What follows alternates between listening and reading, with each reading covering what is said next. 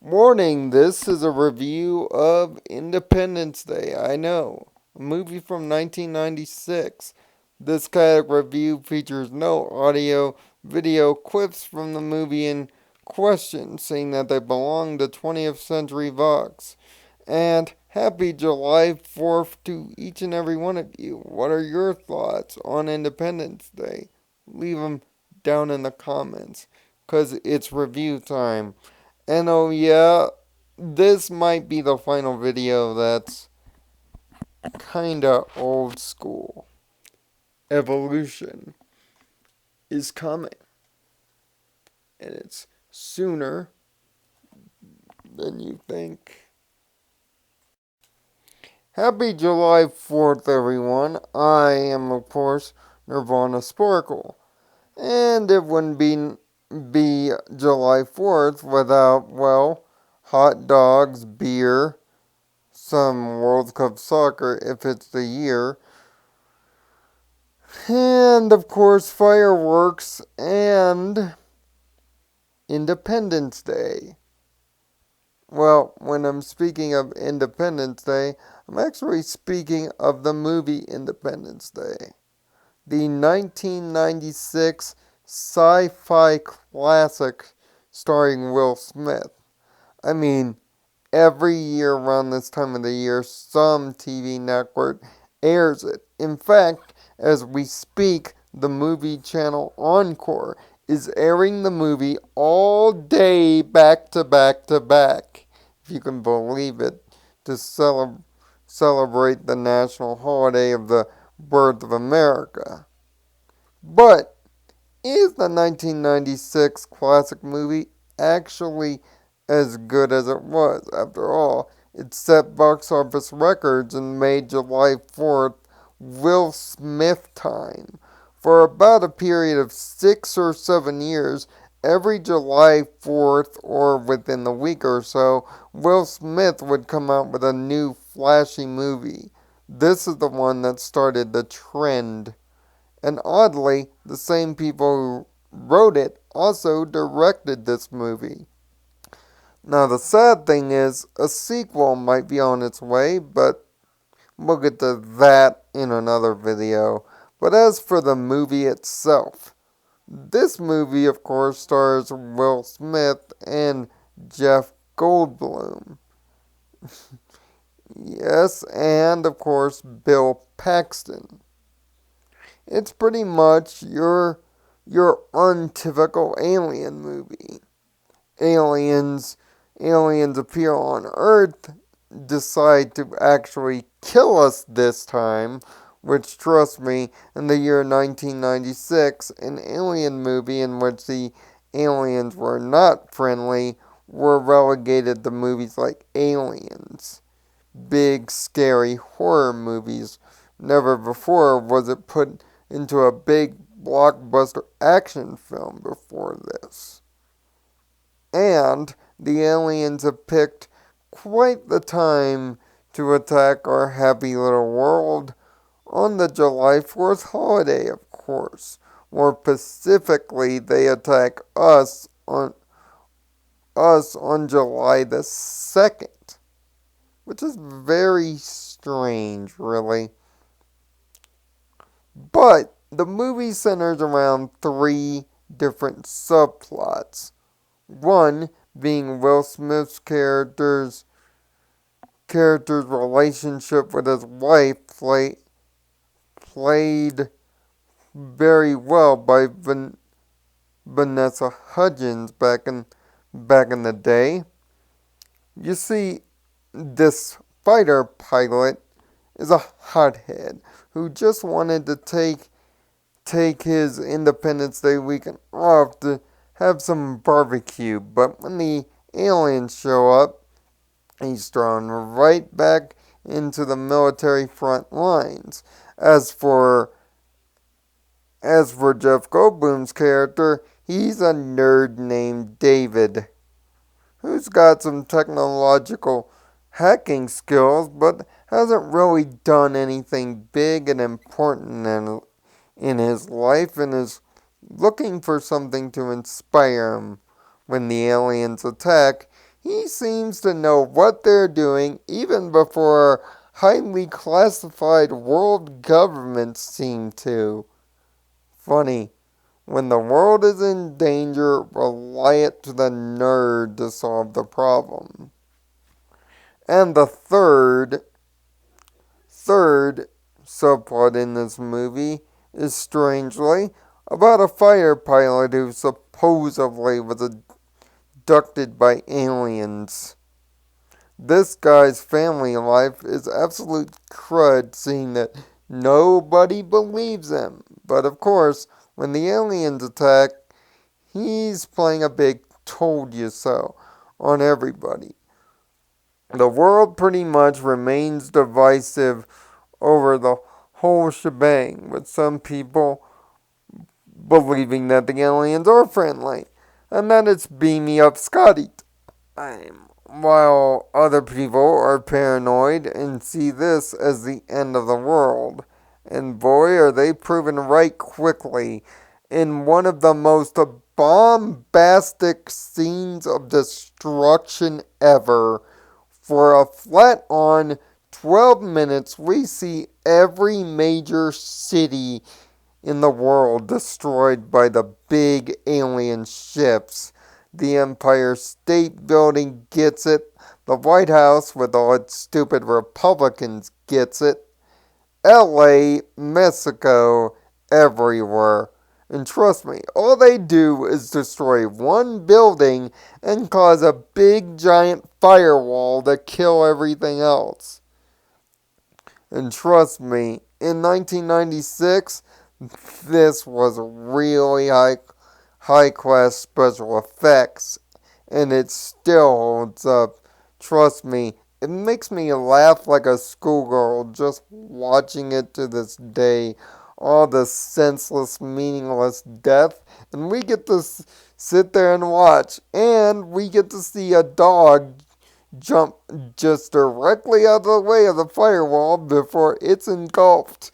Apparently, dogs are alien laser proof in this movie. The president, played by Bill Paxton, responds by just hitting the darn thing, which doesn't go over as well as the fighter pilots, led by Will Smith's character, seem to do nothing to the aliens. But when all his squad is taken down, he manages to take down one of the alien craft and give one of the aliens a piece of his mind, the world famous Welcome to Earth line.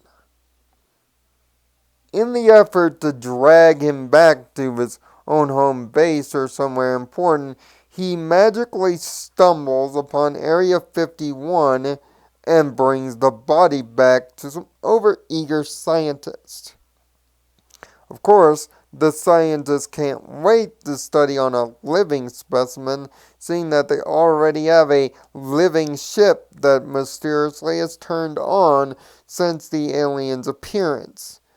But leave it to super nerd play of Jeff Goldblum to figure out how all the aliens just somehow magically work. Their counterattack is to launch a computer virus. Funny. Super technological aliens from another galaxy are defeated by a primitive 1996 computer virus. With this computer virus, Jeff Goldblum's character David and Will Smith ride up to the mothership to implant the virus, while a waiting team of international fighter jet pilots, led by crazy alien believer dude, and even the president Bill Paxton, who unfortunately loses his wife to cancer. Yep, that's right. The First Lady dies of cancer in this movie. And the overall sadness of this moment only lasts about 2 minutes before things go into blow things up mode again. When with the computer virus successfully planted the fighter pilot's conventional missile weapons. Remember, earlier in the movie, nuclear weapons are fired at the aliens and they don't work. But after a primitive 1996 computer virus is entered, even the conventional missile fired from a G.I. Joe helicopter can penetrate super universal alien shields. It's funny because even with all their missile fire, none of the ships go down until the virus actually starts working. But leave it to alien crackpot guy to sacrifice his own life after his airplane's missiles lock to end up bringing the first of the big alien ships down. And trust me, these alien ships are about the size of a couple of football fields. But once the first one goes down, the message goes out to all the international crews and all of the other ships go down. The newly wedded Will Smith couple celebrates Independence Day with their son. Everything lives happily ever after, and oh yeah, I'd be remiss. Bill Paxton gives one of the most inspirational speeches of "Go out there for the planet" ever given in cinema. Trust me, that's one of the most quoted segments of this movie. And it's one of the most memorable lines in movies, so much so that the AFI, the American Film Institute, recently, as of a few years ago, put it on one of its 100 greatest lines in movies list. That's how much this movie has made an impact on larger cinema. After Independence Day was successful for 20th Century Fox, the budget for sci-fi movies drastically went up, and Will Smith went from just a very good rapper and TV star with the Fresh Prince to ultra stylish and ultra cool movie star. Unfortunately, his career now is about as relevant as my love life, thanks to the movie After Earth. But that's the stand the reason. Bill Paxton went on to do Casper, another movie I intend to do a Kadic review on someday soon. But by and large, does this movie hold up? Oh yes. It's simplistic